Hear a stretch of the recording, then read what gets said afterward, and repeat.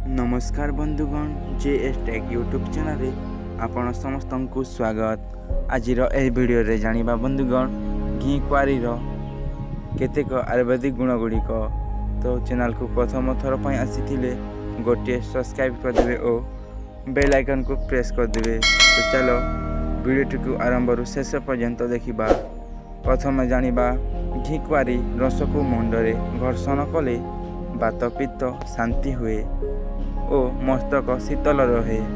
घी क्वारी रसरे अल्प कलिचून परीक्षा दे 7 दिन पर्यंत प्रत्यय सकाले सेवन कले क्षुधा वृद्धि हुए। घी क्वारी रसरे अल्प कलिचून परीक्षा दे 7 दिन पर्यंत प्रत्यय सकाले सेवन कले क्षुधा वृद्धि पाए। घी क्वारी रसरे अल्प अदा रस मिसाई 7 पान सेवन कले रोग विनाश हुए। घी क्वारी रसरे स्वैदव लवण चूर्ण मिसाई 7 पान सेवन कले काश श्वास दूर हुए। घी क्वारी रस संगरे पिपली चूर्ण मिसाई 7 पान सेवन कले काश श्वास दूर हुए। तो यही थिला बंधुगण घी क्वारी रसर केतेक आयुर्वेदिक गुण गुड़िक। तो वीडियोटी भल लगी निहाती भावे लाइक और शेयर और कमेंट करेंगे।